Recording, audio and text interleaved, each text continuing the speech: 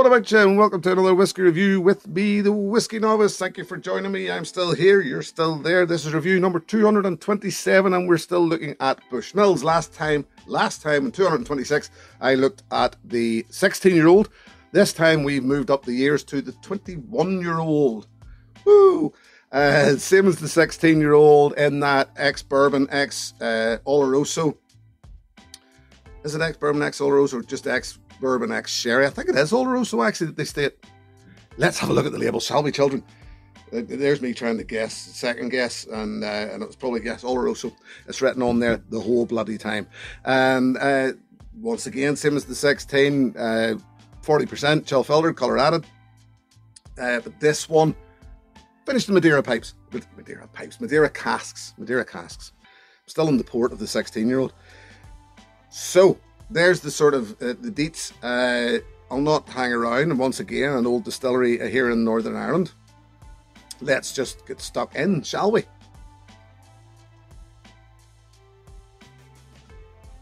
Smells like Bushmills. Now, I do believe I did hint at this in my review of the 16-year-old, where I do this. There's this sort of running joke. Smells like Bushmills. I think, and I was going to go back in the 16-year-old, I believe, and explain myself, but I didn't. So we'll do it here. I'll do it now. Smells like Bushmills. I think that's a compliment, and it doesn't sound. It may sound like an insult. It's not meant as an insult. It's meant as a compliment. And why is it meant as a compliment? Well, I did say in my last review in the 16-year-old Bushmills that that Bushmills made, to me, one of, if not the best, new make spirits in Ireland. And that spirit is just all fruit, and it's just the copper contact has worked well for them. It's just that you can taste the barley still, you can taste that grain, but they've really managed their new make spirit well. This is something tried, tested. It's time honored work that they know. Like, this was 21 years ago, remember. So Bushmills have been doing this for years. They know what they're doing, and they make a bloody good spirit. When handled well, that and matured properly, that spirit continues to grow and work well. But what I love about it is that spirit still lasts, still stands up to maturation, and that you can still taste a lot of the good qualities of that spirit after years of maturation and marriage, etc. This is a good example of it. 21 years, different maturations. Smells like Bushmills. Brilliant. All of that distillery signature there. The apples, the citrus, I said in the last time, maybe some synthetic banana from time to time. You know, it's there. It's there in every good Bushmills. And add to that blackcurrant, add to that raisins, apricot, mixed peel, candied fruit, creamy milk chocolate. Honestly, I think I could go on. There's just loads going on in the nose of this. It is a very, once again, I said it in the last one, 40%. Yes, it's a bloody good bold nose. Nose is way above that, without being spirity. Like the 16, fruity and rich without being oversweet. Well blended, well matured, say blended, married. Remembering that every whiskey's a blend unless it's a single cask. So we'll just say well married here. So over the years, and just well handled, good work, Bushmills, once again.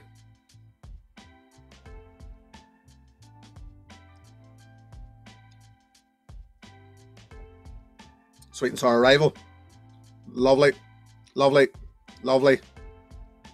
Boom, incredible. Oh, I do, and I'll tell you this now, I do tastings using the 21-year-old Bushmills fairly regularly as part of my day job in the whiskey shop, and it never ceases to amaze me.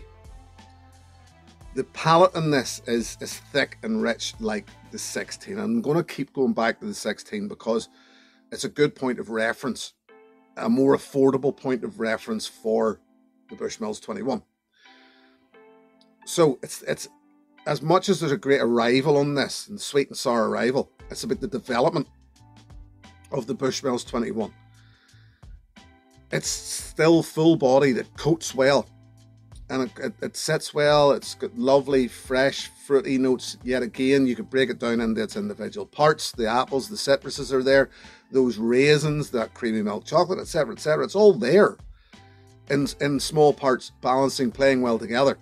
But when it gets into the back of the palate, boom, blackcurrant. And it's, for me, and I know people have given it different names, to me it's blackcurrant. So unless we're all tasting blackcurrant different, but to me it's all blackcurrant. It's all at the back of the palate, but it's huge and it's there every time. I never tire of it. It's a matter of fact, I said at one point, blackcurrant fruit pastels. It's such a strong hit. The fruit, the chewy, sweet fruit pastels, as we call them here. I don't know if they're called something somewhere else.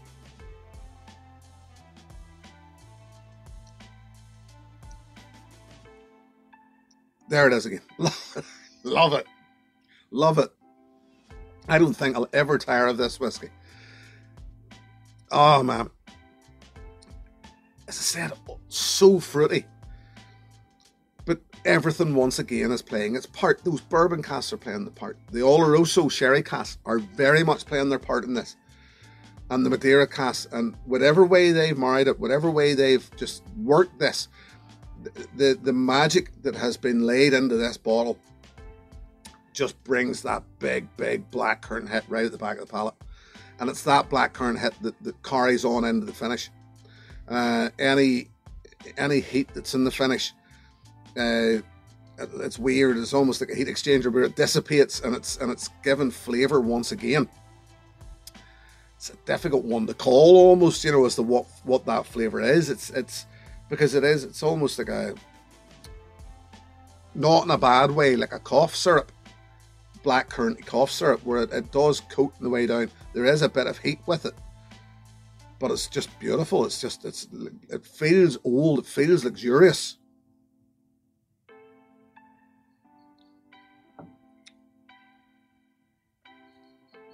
And let's face it, when you've paid £185 to £200 for this, you would want it to be nice. You would want it to be luxurious.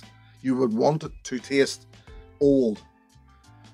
Yeah, that's the sort of going price on it, £185 to £200. It's a dear one.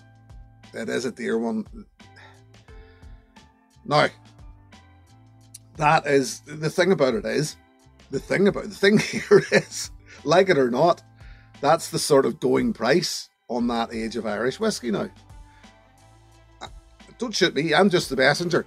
I don't agree with it either, but it's the going price. A 21-year-old Irish whiskey, that's the sort of price you're paying for it. I don't like it. I don't like it any more than you do, but it's just the going price. But in their defense, this is lovely. It really is. I've added water again at 40%. Yes, I've done it again, but it takes it well. The nose remains rich. Loads of fruitcake notes to the Oloroso casks coming back there. It smells once again a little dank, dark, and old, and that's what I want of a 21-year-old whiskey.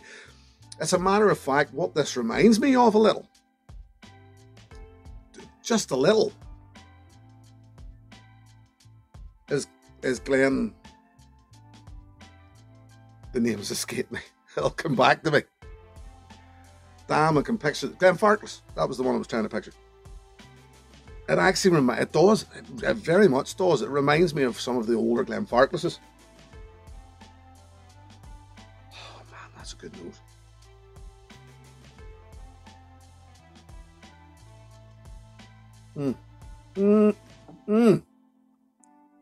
Once again, like the 16, drop of water, soft, beautiful, full to the brim with flavour, absolutely full of flavour, rich, deep,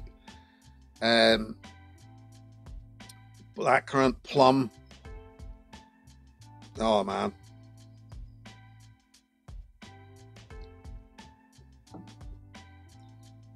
I hate to say it, and I shouldn't say it, because technically they're our distillery. Well done, Bushmills. I think the reason why I know I shouldn't say it, because as I say, they're sort of our distillery. It's the way I feel about it.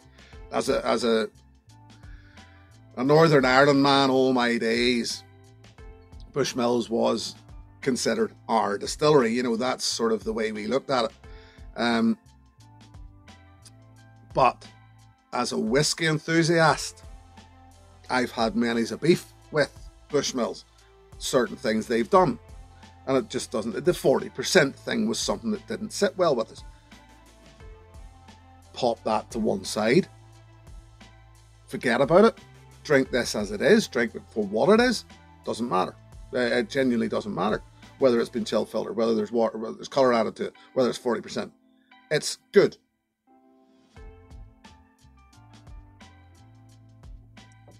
It's a matter of fact, it's bloody good. So there.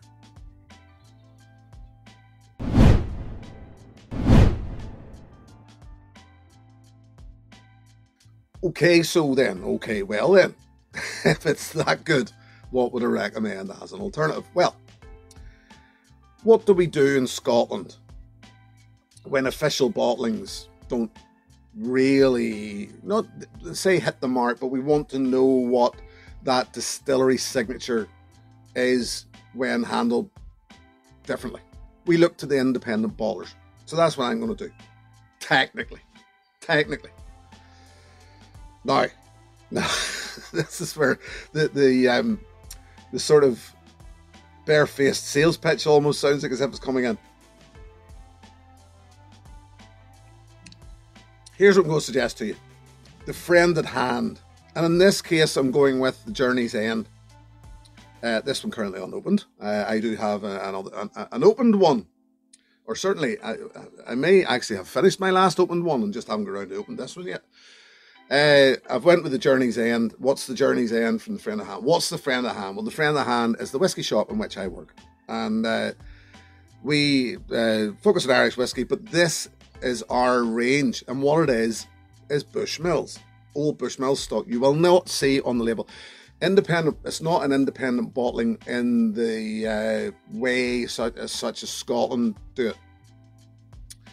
Perfectly legal by law. We can just take somebody else's whiskey, slap our label on it. There you go. This didn't come to us via Bushmills. This came from Bushmills via somebody else to the friend at hand.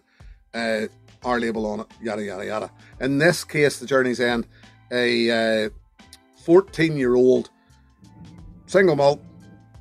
And this one, 14 years ex-bourbon cask, finished in Italian Amarone casks, and bottled at 54%. This one cask strength. And you know, when you taste this stuff, do you know what it tastes like? Bushmills. Because it is. And it's one of those things that I always tell people. Now, the problem is that if you want to buy it, there's one way to buy it and one way only, is to walk in through the door of the friend at hand. But I'm just using it as an example. There are independent bottlings of Bushmills out there. Cadenheads have done it. Who else off the top of my head have done it? There was somebody else I had in my head there, and I can't remember. It has slipped for now. But Cadenheads have definitely done independent bottlings of Bushmills. It's out there. If you feel around in older Irish whiskies, it's Bushmills. Look at your old Teelings. They all predate. Look at any old, I'm just using Teeling as an example, but look at anything that predates Cooley Distillery. And if it says single malt on the label and Irish whiskey on the label, it's most likely Bushmills. Because they were the only distillery making single malt whiskey around those ages that I'm talking about here. So I'm just saying, feel around in Irish whiskey. If you're looking for older Bushmills to get that feel for it, feel around in Irish whiskey. Speak to people who know Irish whiskey and they will let you know what is Bushmills, because it's out there. And just to feel it and how other people have dealt with it and what they've done, and if you want it slightly stronger or whatever. As I say, this is Bushmills, finished in Amarone after 14 years and bottled at 54%. So, you know, an interesting Bushmills. Don't tell them I said that's there. We don't hide the fact that the friend at hand is Bushmills. Nobody has ever told us off for it. So there you go. Just go leave that one. 21-year-old Bushmills, fantastic. It is fantastic. It's expensive. It's bloody expensive. But oh man, oh man, it's bloody nice. There you go. We'll leave it there. Say, oh, there's that blackcurrant again. I'm going to leave it there and say thank you very much for joining me. Always a pleasure. Thank you very much to my patrons. Should anybody wish to join that group, the details are in the video description below. I'll be back next time with something slightly different. Maybe not of these shores. And we'll see you then, hopefully. Till then, look after yourselves. Here's to your good health. Cheers. Hey, thanks for watching my video. Please click and subscribe to be notified of further content.